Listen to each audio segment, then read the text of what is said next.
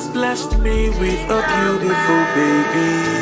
That's actually her mom's first Lord, grandchild. I'm Hi grateful guys. for this treasure that I have. Baby, you're so cute, you're too fine, and I'm proud to call you mine. I treat you like a princess, love you in excess. Baby, welcome to my world. Beautiful baby. Adao, Omaleja Wakibu.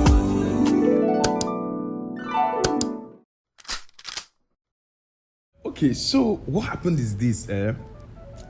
Before she came, I had this driver that I know so well that stays not too far from where we stay in Lagos. Meanwhile, my mother-in-law stays at Imo State. So she's coming from Imo State to Lagos State. It's a whole long journey. Yeah, but then this particular guy I know, he has, he's someone I know so well. So I decided to arrange the movement to come directly with him.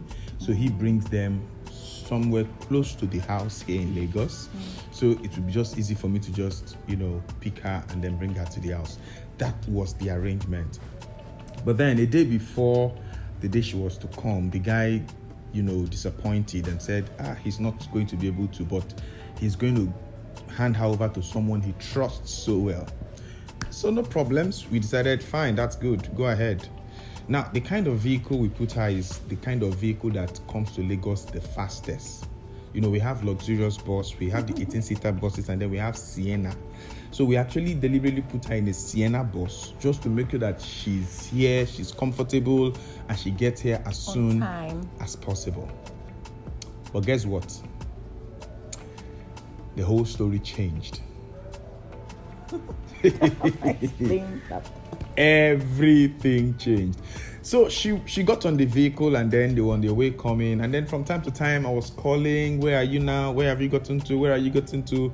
It got to a point where she now told me that they were in traffic. Now, traffic is a common thing here in Nigeria, especially in Lagos State. In Lagos State, yeah. So she said they were in traffic. I said, okay, no problem. Don't worry. God is with you. You guys will be fine. You will be fine.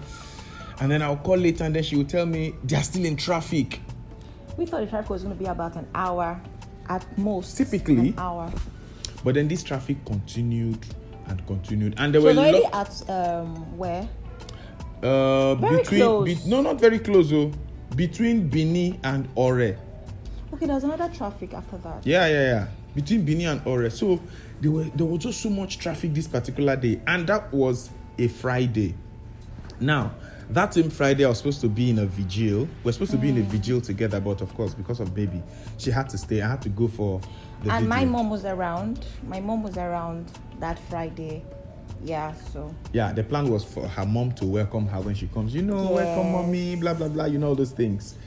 So, my intention was once she lands, I would go pick her up, bring her home, then I can proceed for the vigil. But 6 p.m. passed, she wasn't back. 7 p.m., she wasn't back. 8 p.m., she said now they are moving, but it was slow. And my father-in-law was calling. Everybody was calling. Everybody was calling. It was like every 30 minutes, I would call. She's not back. I will call. She's not back. 9 p.m. Wow. She said they've not even gotten into Lagos. 10 p.m. Guys, it was an unusual traffic day. It was unusual. Jesus Christ. Very unusual. Of Nazareth. So it was that terrible. So on the second thought, I decided, okay, since where my church is not so far, I decided let me go to the church. Then once she lands, I'll go pick her up. And that was it. So I decided to go to the church because I had a function in the vigil. I had a function in the vigil, so I had to be in church. So I got to church. We're praising God, worshiping God, and praying and doing all that. But then from time to time, I would go out to make a call and to just find out where she was. Finally, around 12 midnight, she said they just entered, they just entered Lagos. But entering Lagos is not enough. It takes a while before you get to where you're going to. No, they were Shagamu at that time. The funny thing is, my mom came just for that day to see her, welcome her, and go back home. My mom also had a function in church. So when she waited till 7 p.m. and my mother-in-law was not back, she was like, that means she's going to sleep for the night. And so we are all awake, waiting for her to come in. While I was in church, waiting for her to just tell me, I'm around now. I know the particular spot where she's going to be dropped for me to pick her. And so everything was meant to be seamless. But this fateful day, it wasn't so. So I was worried. So while in church, I was still worried.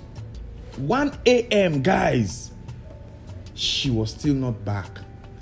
2 a.m., they were still in traffic? No, at this time, transit? she has gotten to Lagos, but they were still trying to navigate their way to the bus stop where I was going to pick her. And she could not sleep in the Sienna, of course. You guys might wonder, why did she bother? She would have stayed there till next morning, right? Do not even think about that. Because when you come to Lagos, you come to a very, very new environment where anything can happen to you. Around 5 minutes to 3 p.m., she called me. She said she's going to be at the bus stop in a few minutes. And so immediately, you can imagine, 3 a.m., I left the church. I went there. As God will have it, we got there almost at the same time. I saw the bus that dropped her. I tried to move her things. And then there was a woman in the vehicle with her. She begged me, please, this woman has actually come a long way. We've become friends in the bus or in the vehicle. Please, can you just let her follow us to the house? Let her just spend the night in the house. By morning, she can continue her journey to wherever she was going to. I looked at the woman. She was really, really, she was in need of help. I said, okay, no problem. Let's get going. There was another guy too that came down with them. The guy was also begging me, please let him just follow me. Let me drop him somewhere he can find his way. I was already saying fine. So I had dropped my mom's luggage in the boot, the other woman's luggage in the boot. The young guy that was my mom and the other woman had already entered the vehicle. The other guy was just about to come in. Now, something happened. Why they dropped and they were putting in the luggages in the boots and all. One guy came and said, hey, boy, all these area boys, settle, trying to tell me that I have to give him some money, like I have to settle him, for being around. I don't know. I looked at him and said, Oga, don't try anything stupid here. I gave him a response that I'm not going to do anything with you. I'm not going to give you anything. And then we continued. So while we've finished loading the boots and we're about to leave, my mom had already entered the car. The other woman had entered the car. The guy was just about entering. I saw this same guy that had come to me earlier with 3 other guys. They were coming towards the car. As we were coming towards the car, I realized that the movement wasn't looking normal. I quickly closed the boot. I entered the car. I was about starting. These guys invaded us. And they started struggling, beating, blowing. Lo and behold, these guys are, I don't know how to call them, armed robbers or hungry, what do you call them? Area boys. Hooligans. And then they were hitting. They were asking, bring the money, bring the bags, bring this in, release your bag. And so they were dragging. They wanted to, immediately I saw them, I carried my phone. I put my phone in my pigeonhole. And my mother-in-law said she was pleading the blood of Jesus. She was shouting, Jesus. If you hear my mom's version of this story, you will laugh to stupor. In fact, old women, they have a way of exaggerating. Is it exaggerating? They have a way of telling the story in such a way that you will be trembling. I really don't know how to explain the story right now. I'm just trying my best to paint the real picture. But man, it was quite terrific. I had an iPhone. I had my Android phone. And then the other guys in there, they also had their phones. So my mom was like, blood of Jesus, They were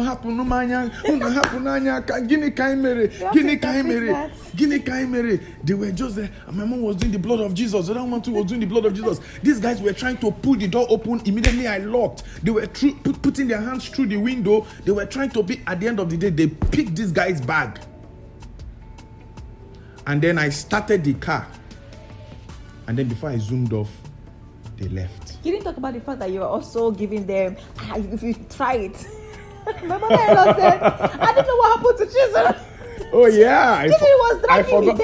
that part. You were dragging At that point, as they were bringing their hand, I was pulling their hand off. hitting off their hand, telling them, get out of it, get out. I was shouting, I was, as a Lagos boy. He was also giving the graduate. I was like, whoa. Oh my That was how God. Omugwo started with drama. Oh God. Then I knew that we were in for a ride. So you guys, that's the story of how armed robbers attacked At grandma. a point, I was like, what will my mom be feeling now about Lagos? Yeah. Because imagine that after leaving Lagos for how many years? She left Lagos in 2002 and this was 2021. Almost. But she came for our wedding though.